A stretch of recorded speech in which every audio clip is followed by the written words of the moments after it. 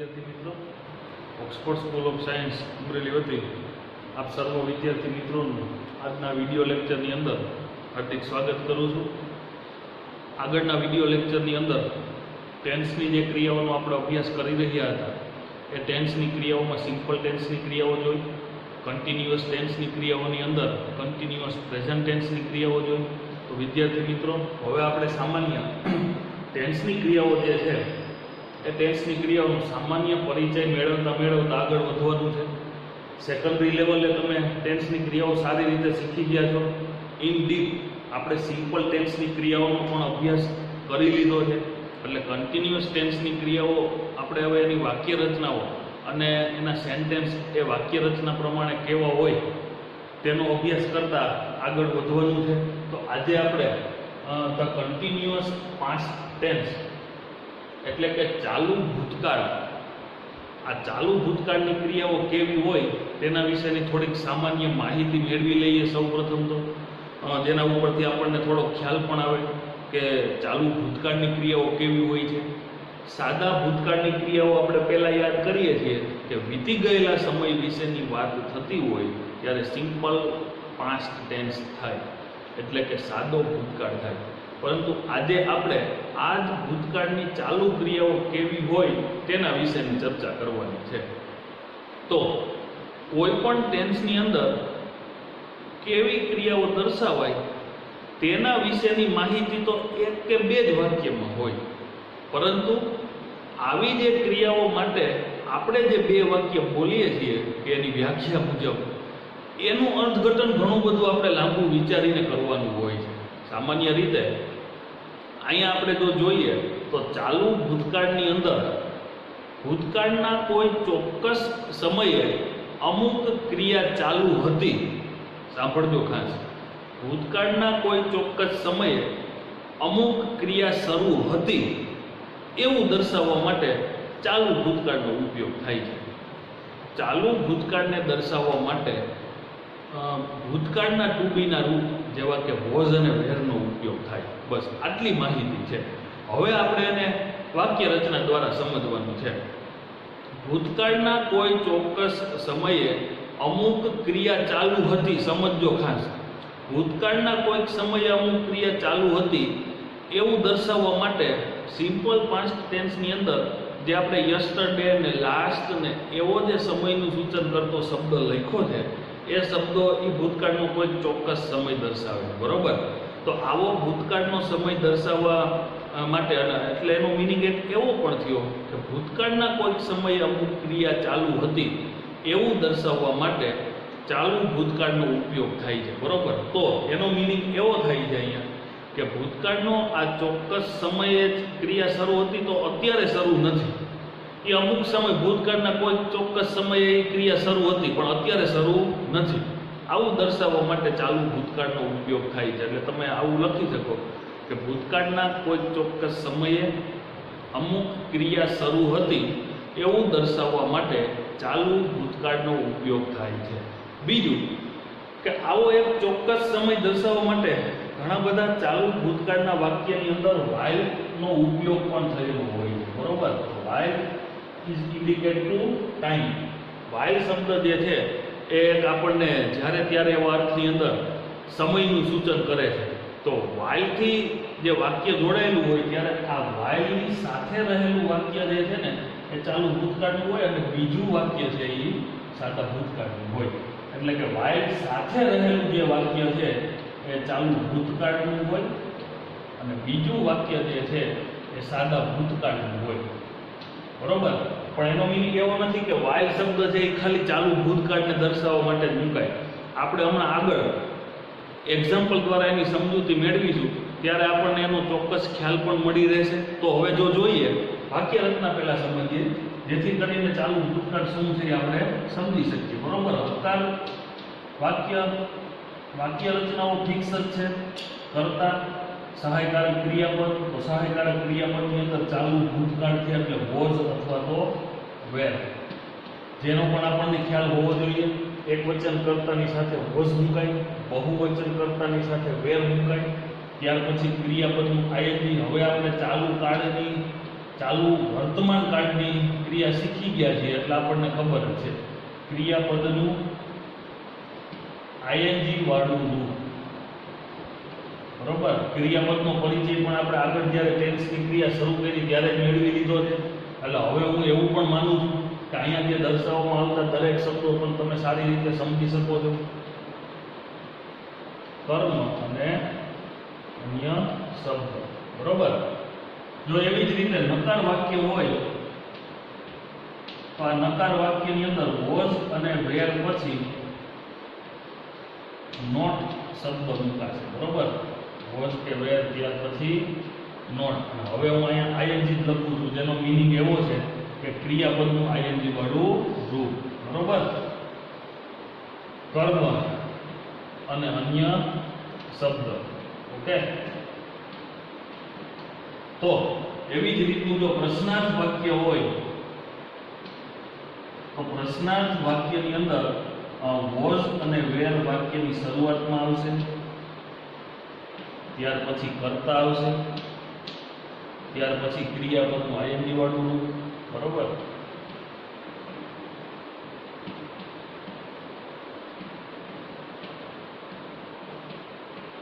કર્મ અને અન્ય શબ્દ. તો હવે આપણે અહીંયા હકાર નકાર અને પ્રશ્નાર્થ વાક્યની ફોર્મેટ એટલે કે એની વાક્ય રચના શું છે એ ખૂબ જ સારી રીતે જાણીએ છીએ. આપણે તો અલગ અલગ ટેન્સ પ્રમાણે આવી જે ક્રિયાઓ છે એનું યોગ્ય રીતે અર્થઘટન કરવાનું થાય છે. બરોબર, તો અહીંયા આપણે નવું એટલું શીખવા મળ્યું આગળ કે ચાલુ ભૂતકાળ હોય તો ટુ બીનું રૂપ ભૂતકાળનું વોઝ અને વેર આવે. બરોબર, તો આપણે અહીંયા સીધું જો એક્ઝામ્પલની અંદર થોડીક વધુ સમજૂતી મેળવીએ તો કહી શકાય કે I was playing a cricket yesterday. હું ગઈકાલે ક્રિકેટ રમી રહ્યો હતો. એટલે જો આપણે એવું કીધું કે ગઈકાલની ક્રિયા ભૂતકાળની છે અને ચાલુ દર્શાવી, તો આવી ક્રિયાઓ જે હોય છે એ ભૂતકાળનું સૂચન કરે છે. બરોબર,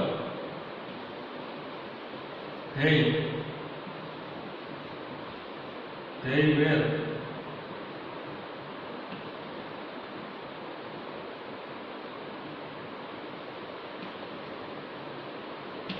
going to Abu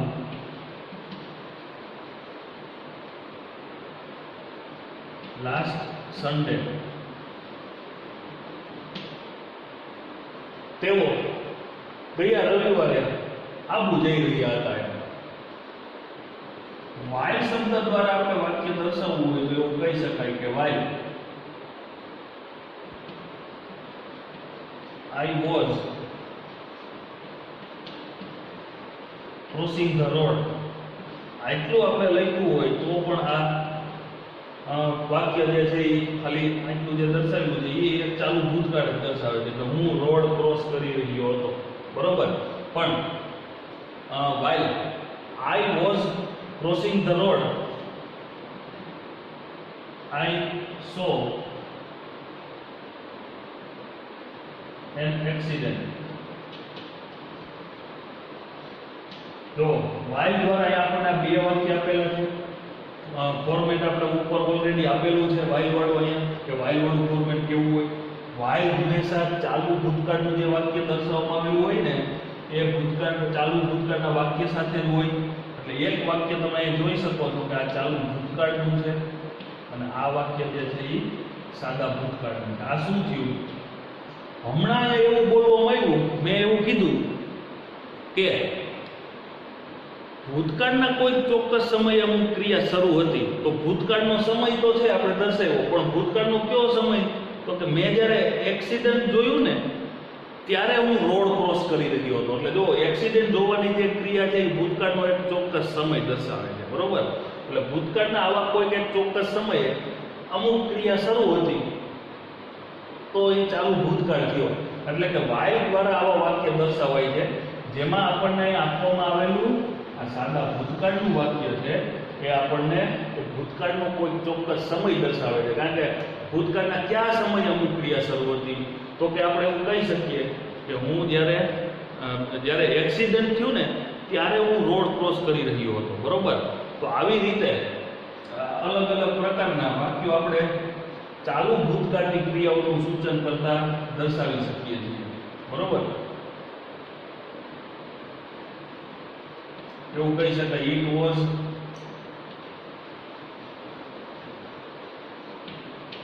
raining yesterday. નકાર વાક્ય હોય તો આપણે એ રીતે અલગ અલગ નોટ મૂકી અને નકાર સ્વરૂપે આપણે દર્શાવી શકીએ છીએ.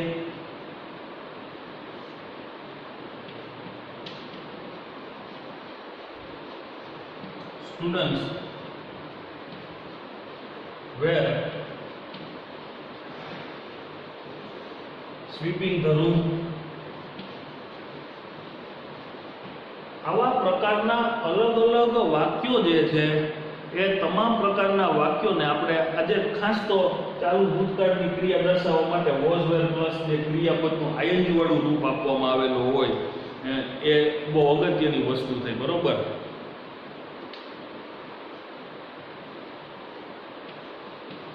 We were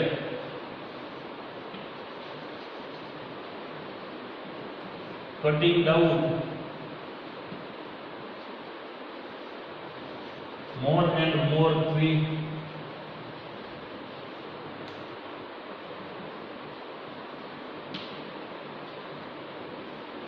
Last month. તો હવે આપણને આટલી આ પ્રકારની ક્રિયાઓ ઉપરથી એટલો ચોક્કસ ખ્યાલ આવી ગયો છે કે ખરાની અંદર ચાલુ ભૂતકાળની ક્રિયાઓ કેવી હોય. ઓકે, તો આવી રીતે તમે આમાં લખી શકો કે ભૂતકાળના કોઈ ચોક્કસ સમયે અમુક ક્રિયા શરૂ હતી એવું દર્શાવવા માટે ચાલુ ભૂતકાળનો ઉપયોગ થાય છે. વાક્ય રચના છે એ લખી લેવાની. હું અહીંયા જે વ્યાખ્યા બોલ્યો એ વ્યાખ્યા પણ લખી લેવાની વ્યવસ્થિત તમારે તમારી ગ્રામર બુકમાં. વાક્ય રચના દર્શાવવાની. થોડાક એક્ઝામ્પલ મેં તમને અહીં આપ્યા છે. વધુ એક્ઝામ્પલ માટે તમે તમારી જાતે પણ એ રીતે પ્રેક્ટિસ કરી શકો છો.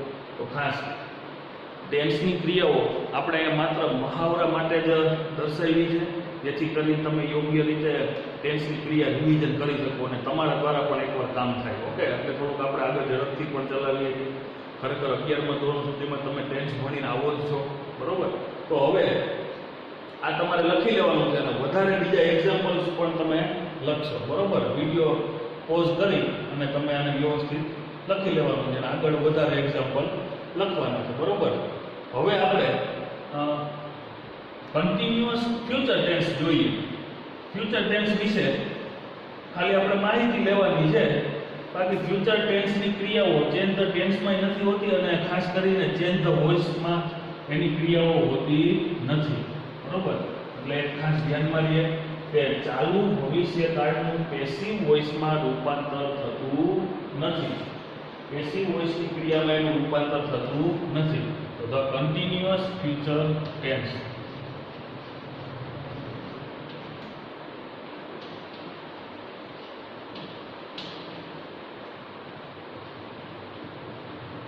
ચાલુ ભવિષ્યકાળ.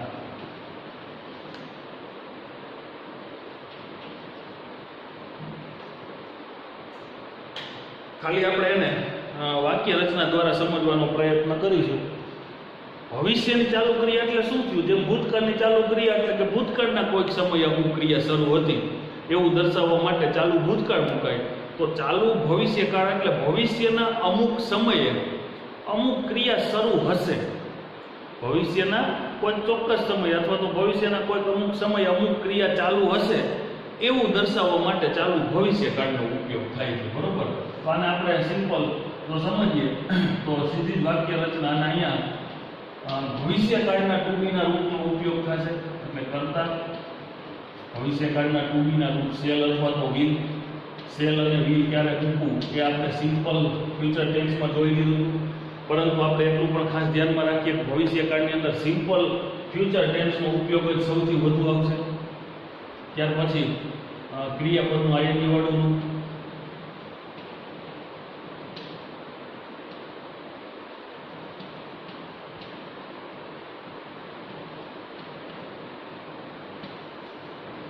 કર્મ અને અન્ય શબ્દ, બરોબર. સોરી, એક વસ્તુ છે અહીંયા શેલ અને વિલ પછી બી મૂકાશે, બરોબર. અને ત્યાર પછી ક્રિયાપદમાં એની વાળું. જો નકાર વાક્ય હોય તો નકાર વાક્યની અંદર કર્તા શેલ અથવા તો વિલ, નોટ અને બી. ખ્યાલ આવ્યો? આ બી સાથે ક્રિયાપદનું આઈએનજી વાળું રૂપ મુકાય.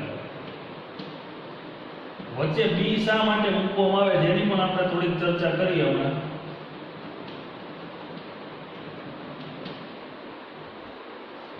પ્રશ્નાર્થ ભાગ જોજો ખાસ. બી યોગ્ય રીતે મૂકવા માટે કેવી રીતે વાક્ય રચના પ્રમાણે મુકાય છે. ઘણા વિદ્યાર્થી મિત્રો માનો કે આ પ્રશ્નાર્થ હોય ને તો શેલ કે વિલ પછી બી મૂકે છે, પણ એમ નહીં. શેલ કે વિલ પછી કર્તા અને કર્તા પછી બી પ્રશ્નાર્થ વાક્યમાં પણ એવી રીતે આવશે, બરોબર. આઈએનજી વાળું ક્રિયાપદ, કર્મ અને અન્ય શબ્દ. જોજો ખાસ અહીંયા તમારે વાક્ય રચના ખાસ જોવાની છે. આખું સ્ટ્રક્ચર એવું છે કે શેલ બી અને પછી ક્રિયાપદ. નકાર હોય તો શેલ નોટ પછી બી, અને પ્રશ્નાર્થ હોય તો શેલ કે વિલ કરતા પછી બી. આવું આપણે એટલા માટે કરીએ છીએ, જો શેલ અને વિલનો એવો નિયમ છે કે હંમેશા એના પછી ક્રિયાપદનું મૂળ રૂપ જ આવે. જ્યારે અહીંયા ચાલુ કાળનો એવો નિયમ છે કે ચાલુ કાળની ક્રિયાઓ દર્શાવવા માટે ક્રિયાપદનું આઈએનજી વાળું રૂપ આવે. તો બે પરિસ્થિતિ ભેગી થાય તો અહીંયા કંઈક આવું થાય, પરંતુ નિયમ પ્રમાણે આ યોગ્ય ન થાય. એટલે એક વચ્ચેના રસ્તાના ભાગ રૂપે એવું મૂકવામાં આવે છે કે શેલ બી અને ત્યાર પછી આઈએનજી મૂકવું. This is the right. શા માટે? તો જો તમે હવે જોઈ શકો છો, મેં બે નિયમો કીધા કે શેલ અને વિલનો એવો નિયમ છે કે શેલ અને વિલ પછી હંમેશા, કારણ કે મોડલ ઓક્ઝિલિયરીઝ છે, બરોબર. તો એ આ શેલ અને વિલ પછી હંમેશા, આમ તો કોઈ પણ મોડલ ઓક્ઝિલિયરીઝ પછી, એટલે કે can, may, might, should, would, could, કોઈ પણ દિવસ એના પછી સીધું જ ક્રિયાપદ તમે V2 કે V3 જોઈ શકશો નહીં. એટલે કે એનો નિયમ જ છે કે મોડલ ઓક્ઝિલિયરીઝ એટલે કે can, may, might, should, would, could, shall, will વગેરે આ મોડલ ઓક્ઝિલિયરીઝ પછી હંમેશા ક્રિયાપદ મૂળ રૂપ આવે. અને ચાલુ કાળની ક્રિયાનો એવો નિયમ છે કે એમાં ક્રિયાપદ આઈએનજી આવે. તો આ પરિસ્થિતિ કોઈ પણ દિવસ પોસિબલ નથી થતી. એટલે બી નો મિનિંગ થાય થવું કે બનવું. એવી ભવિષ્યની ક્રિયાનું સૂચન કરતું એક ક્રિયાપદનું મૂળ રૂપ છે બી. એટલે અહીંયા વચ્ચે મૂકી દેવાથી મેં અહીંયા ત્યાં બે પ્રકારના જે નિયમોની ચર્ચા કરી એ નિયમોનું અહીંયા સમાધાન થઈ જાય. એટલા માટે આ બી જે છે ને એ ચાલુ ભવિષ્યકાળની ક્રિયાની અંદર મુકાય છે, બરોબર. ખાસ ધ્યાન દઈએ. તો આવી રીતે આપણે અહીંયા એક્ઝામ્પલ દ્વારા જો સમજીએ, આઈ shall be writing an essay next evening.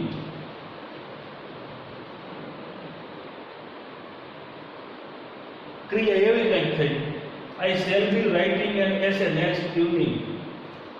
આવતી સાંજે હું નિબંધ લખી રહ્યો હોઈશ. જો તમે આવી વાતો સામાન્ય રીતે ભવિષ્યકાળની અંદર બહુ ઓછામાં ઓછો ઉપયોગ હોય છે. ક્રિયાઓ પણ બહુ ઓછી હોય છે આવા પ્રકારની. એટલા માટે ચાલુ ભવિષ્યકાળનો ઉપયોગ એક્ટિવ વાક્ય રચનાઓ દર્શાવવા માટે પણ વધારે પડતો થતો નથી. અને વિદ્યાર્થી મિત્રો, આપણે ચેન્જ ધ ટેન્સ અને ચેન્જ ધ વોઇસ આવું બે ગ્રામરના ટોપિક 4 માર્ક્સમાં પૂછાય જ છે. તો આવા જે 4 માર્ક્સની અંદર પૂછાતા ટોપિકની અંદર હંમેશા ચેન્જ ધ ટેન્સ અથવા તો ચેન્જ ધ વોઇસ આવશે ને, તો સૌથી પહેલાં તો તમને સિમ્પલ ટેન્સને એક્ટિવ પેસિવ આવડતા હોય એટલે તમને સંપૂર્ણ ખ્યાલ આવી જશે. વધારે પડતા આ જ પ્રકારના વાક્યનો ઉપયોગ હોય છે. અને બાકી જો ચાલુ ક્રિયાઓમાં હોય તો પણ ચાલુ વર્તમાન અને ચાલુ ભૂતકાળ હોય છે. અને પૂર્ણ કાળની ક્રિયાઓની અંદર પૂર્ણ વર્તમાન કાળ અને પૂર્ણ ભૂતકાળ હોય છે. અને ચાલુ પૂર્ણ ક્રિયાઓની અંદર ચાલુ પૂર્ણ વર્તમાન કાળની ક્રિયાઓ હોય. તો સૌથી ઓછામાં ઓછો આવી ક્રિયાઓ આપણે આપણી રોજબરોજની ડે ટુ ડે લાઈફની અંદર પણ ઓછામાં ઓછો ઉપયોગ કરતા હોય છે. એટલે ચાલુ ભવિષ્યકાળ છે નહીં એવું નથી કહેતો, પરંતુ ચાલુ ભવિષ્યકાળનો ઓછામાં ઓછો ઉપયોગ છે અને ખૂબ જ સરળતાથી સમજાય, ખાસ કરીને વાક્ય રચના ઉપરથી જેને આપણે યોગ્ય રીતે સમજી લેવાનો થાય.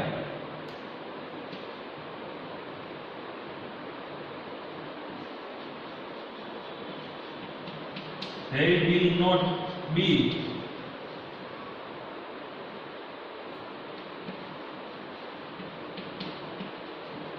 passing SSC next year. આવતા વર્ષ સુધીમાં હજી એને SSC પાસ કરી લીધું હશે નહીં એમ.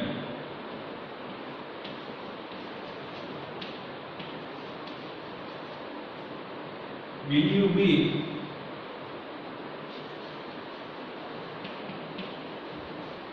buying the car next month? ખરીદી લીધી હશે, આવતા મહિને કાર તમે ખરીદી લીધી હશે. તો આવા પ્રકારના વાક્યો જે છે એ આપણને ભવિષ્યના સમયે કોઈ ક્રિયાઓ ચાલુ હશે એવું સૂચન કરે છે. બરોબર. અહીંયા આપણે એવું કહી શકીએ કે it will raining tomorrow.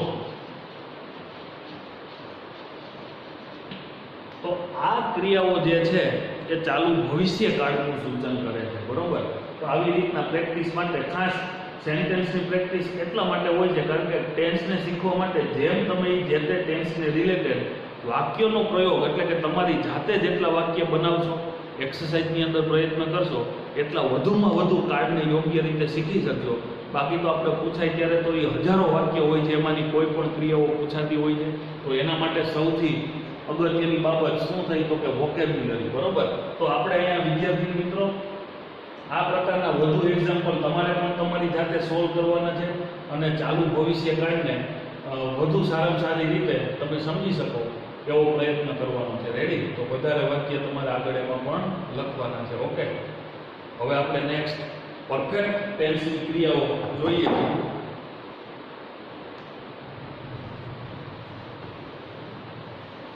Perfect ટેન્સની જે ક્રિયાઓ છે એનો મિનિંગ પૂર્ણ ક્રિયાઓ જે છે એમાં જે સૌથી અગત્યની ક્રિયા કહી શકાય કે જેનો ઉપયોગ અવારનવાર આપણે કરતા હોય ડે ટુ ડે લાઈફની અંદર, અને તે ઉપરાંત આ પ્રકારની ક્રિયાઓ જે છે એ ક્રિયાઓને અવારનવાર ઉપયોગમાં પણ આવતું હોય એવી ક્રિયાઓ વિશે આપણે ખાસ ભણવાનું છે.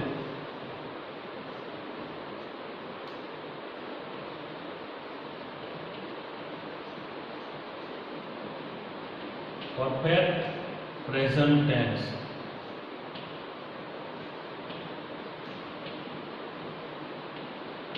એટલે કે પૂર્ણ વર્તમાન કાળ.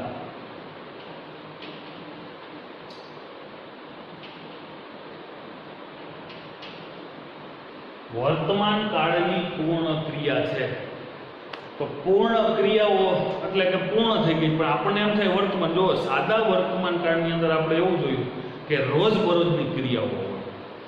ચાલુ વર્તમાન કાળની અંદર આપણે એવું જોયું, જો હું આગળની ક્રિયાઓ પણ આમાં લિંક કરતો જાઉં છું જેથી કરીને તમને એનો પણ પરિચય થાય ને ખ્યાલ આવે કે આ એક એક કાળમાં એક જ પ્રકારના કાળમાં જે ચાલુ પૂર્ણ અને સિમ્પલ એટલે કે સાદી ક્રિયાઓમાં શું ફેર છે.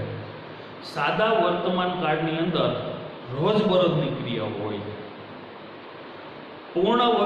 ચાલુ વર્તમાન કાળની અંદર નજર સમક્ષ થતી ક્રિયાઓ હોય છે. જ્યારે પૂર્ણ વર્તમાન કાળની અંદર શું હોય છે તો કે ક્રિયા પૂર્ણ થઈ ગઈ છે પરંતુ અસર હજી સુધી ચાલુ છે. આવી ક્રિયાઓ દર્શાવવા માટે પૂર્ણ વર્તમાન કાળનો ઉપયોગ થાય છે. હું અહીં લખું છું ક્રિયા પૂર્ણ થઈ ગયેલ છે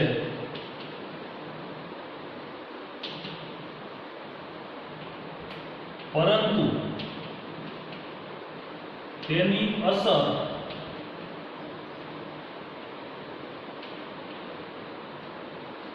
હજી સુધી શરૂ છે.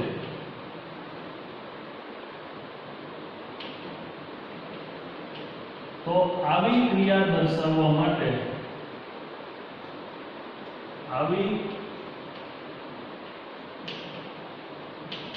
ક્રિયાઓ દર્શાવવા માટે પૂર્ણ વર્તમાન કાળનો ઉપયોગ થાય છે.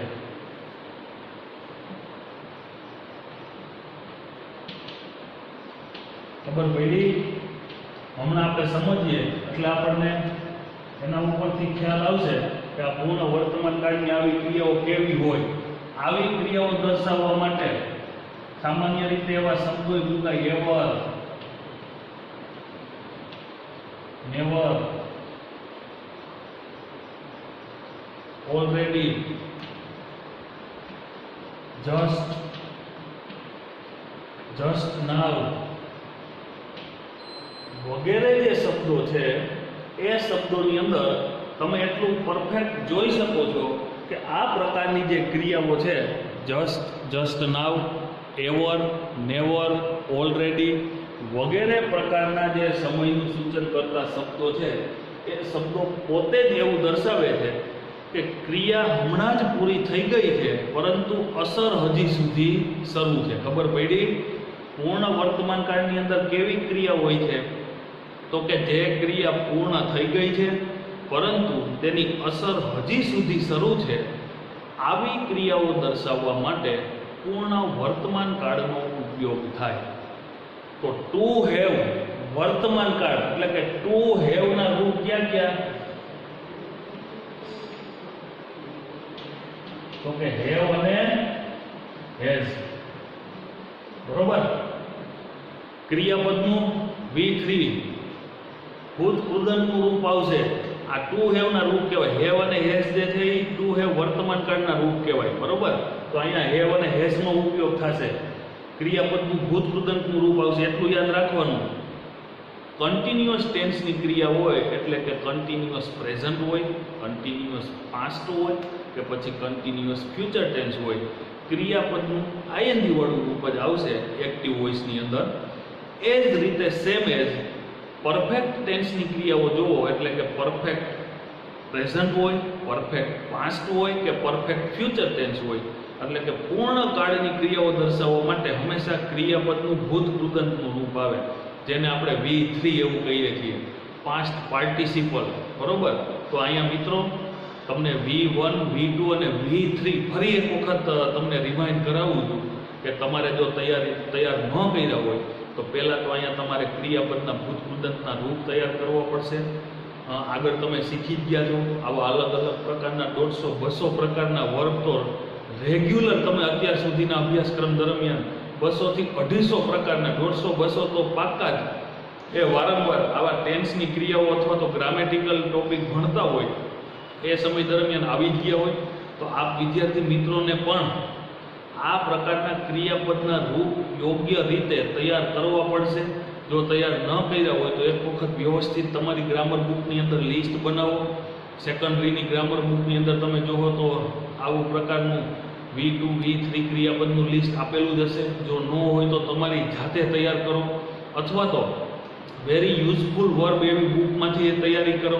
તો આ પ્રકારના વર્બ જેમ જેમ તમને નવા આવતા જાય એમ તમે એનું એક આખું લિસ્ટિંગ કરો અને એને વારંવાર પુનરાવર્તન કરો. ઓકે. રિવિઝન કરવાથી આ ક્રિયાપદો આવડી જશે. 80% વિદ્યાર્થીઓને તો ઓલરેડી આવડતા જ હશે. પણ અહીંયા તો જસ્ટ ફોર યોર ઇન્ફોર્મેશન કે તમને માત્ર માહિતી માટે હું જણાવું છું. બરોબર. તો આ પ્રકારના શબ્દો છે ને એ વર્તમાન કાળમાં હમણાં જ ક્રિયા પૂરી થઈ ગઈ છે પરંતુ એની અસર હજી સુધી શરૂ છે એવી પરિસ્થિતિનું સૂચન કરે છે. તો જોઈએ આપણે આ પ્રકારની ક્રિયા કેમ દર્શાવાય. તો કે હકાર વાક્ય હોય, સબ્જેક્ટ, હેલ્પિંગ વર્બ, પણ અહીંયા હેલ્પિંગ વર્બ ફિક્સ હેવ અને હેઝ. હવે તમને ખબર છે જો કર્તા તરીકે ત્રીજો પુરુષ એકવચન હોય એટલે કે અહીંયા જે હી, સી, ઇટ કે એકવચન નામ આપેલું હોય તો એની સાથે શું આવશે તો કે હેઝ.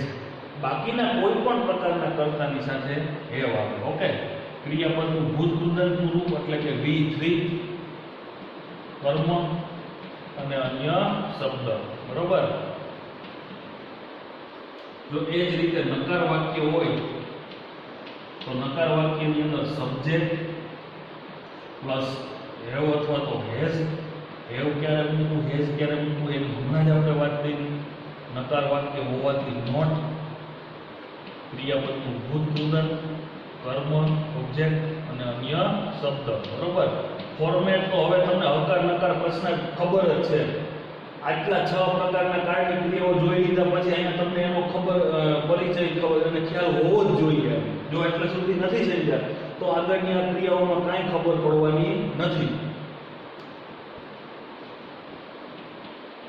પ્રશ્નાર્થ વાક્ય હોય તો હેવ હેઝ વાક્યની શરૂઆતમાં, અહીંયા પણ હેવ અથવા તો હેઝ ભલે વાક્યની શરૂઆતમાં આવે, પણ અહીંયા જે તમે આ સબ્જેક્ટ મૂકો છો એટલે કે કર્તા મૂકો છો, પ્રશ્નાર્થ વાક્યમાં કર્તાનું સ્થાન સેકન્ડ સ્ટેપ ઉપર હોય છે. એટલે જ્યાં કર્તા મૂકો છો એને જ ધ્યાનમાં રાખીને હેવ અને હેઝ હોય છે. બરોબર. અને ત્રીજો પુરુષ એકવચન હોય તો હેઝ હોય ને નહીતર હેવ હોય. બરોબર. વી કર્મ અને અન્ય શબ્દ. બરોબર. તો આવી રીતે આ પૂર્ણ વર્તમાન કાળની ક્રિયાની આપણે ચર્ચા કરી. હવે ક્રિયા પૂર્ણ થઈ ગઈ છે પરંતુ એની અસર હજી સુધી શરૂ છે એવું દર્શાવવા માટે હું જો તમને ગુજરાતીમાં એમ કહું, હું હમણાં જ જમ્યો. જમવાની ક્રિયા જો પૂર્ણ થઈ ગઈ છે પણ મારા વાક્યની અંદર આ ક્રિયાની અસર હજી સુધી શરૂ છે એવું અહીંયા જોવા મળે છે. હમણાં જ જમ્યો, જસ્ટ. બરોબર. જસ્ટ નાવ વગેરે એ થયું, એવર નેવર. તો આવા જે શબ્દો છે ને એ આપણે ગુજરાતીમાં જે આવી ક્રિયાઓ બોલીએ છીએ ને એ પૂર્ણ વર્તમાન કાળની ક્રિયાઓનું સૂચન કરે છે. બરોબર. જોઈએ એક્ઝામ્પલ. આપણે એવું કહી શકીએ કે આઈ હેવ જસ્ટ ઇટન. જો કરતા છે ત્યાર પછી હેવ કે હેઝ છે, પછી ક્રિયાપદ V3 અહીંયા છે. આ શબ્દો જે છે ને એવર, નેવર, જસ્ટ, આ 3 શબ્દો છે ને સામાન્ય રીતે જ્યારે વાક્યમાં મુકાય ને કોઈ પણ પરિસ્થિતિમાં એમાં તમે સેન્ટેન્સની અંદર જોઈ શકશો કે ક્રિયા પહેલા મુકાય, એટલે કે ક્રિયાપદ પહેલા હોય છે. બરોબર. બાકી આજે માનો કે આ ઓલરેડી હોય પછી એવી રીતના જસ્ટ ના હોય તો એ વાક્ય છેલ્લો હોય. સામાન્ય રીતે વધારાના શબ્દ કે સમયદર્શક શબ્દોનું સ્થાન વાક્યમાં છેલ્લે હોય છે. પણ એવર, નેવર, ઓલરેડી, જસ્ટ આ શબ્દો એના અર્થ પ્રમાણે. બરોબર. એવર એટલે કે ક્યારેય, નેવર એટલે કે ક્યારેય નહીં, ઓલરેડી એટલે કે પૂર્ણપણે, અને એવી જ રીતે સેમ અર્થ દર્શાવે છે જસ્ટ, હમણાં જ. બરોબર. તો આવા જે શબ્દો અને એના અર્થ પ્રમાણે, મિનિંગ પ્રમાણે તમે જ્યારે સેન્ટેન્સની અંદર એનો યુઝ કરો છો ત્યારે હંમેશા ક્રિયાપદ જે વાક્યમાં રહેલું હોય ને એની પહેલા મુકાય. તો મિત્રો આવી માહિતી ક્યાંય આપણે લખાવતા ના હોય પણ જ્યારે અભ્યાસ કરી રહ્યા હોય ત્યારે તમને જે પણ કંઈ માહિતીઓ આપવામાં આવે ને એ માહિતીને તમારે વ્યવસ્થિત સ્વરૂપે સમજી લેવી જોઈએ. બરોબર. તો અહીંયા જે આ રહેલું સેન્ટેન્સ છે એ આપણને પૂર્ણ વર્તમાન કાળની ક્રિયા દર્શાવે છે. આપણે એવું કહી શકીએ કે હેવ યુ, જો એવર શબ્દ આવ્યો, એવર સીન, આબુ, તમે ક્યારે આબુ જોયું છે?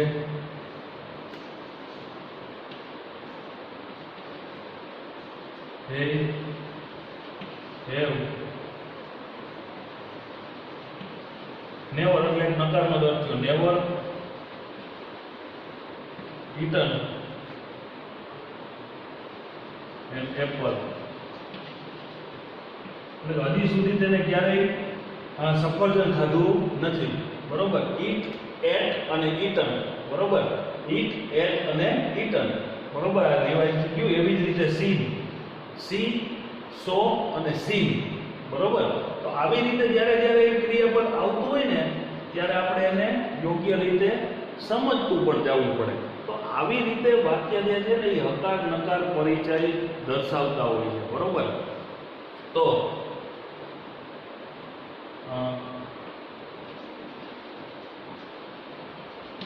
you have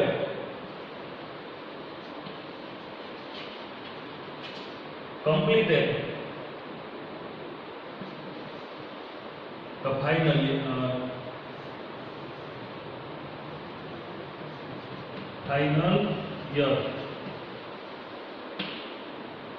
બરોબર. તમે ફાઇનલ યર પૂરું કરી લીધું છે.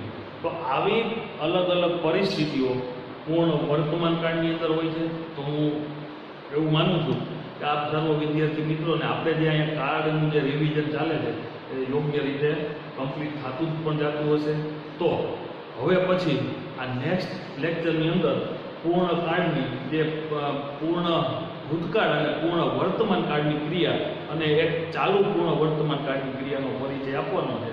એટલે આપણે કાર્ડનું રિવિઝન પૂરું થાય અને ત્યાર પછી આગળ ગ્રામરના ટોપિક અથવા તો ટેક્સ્ટ બુકની અંદર આપણે આગળ વધીશું. આભાર.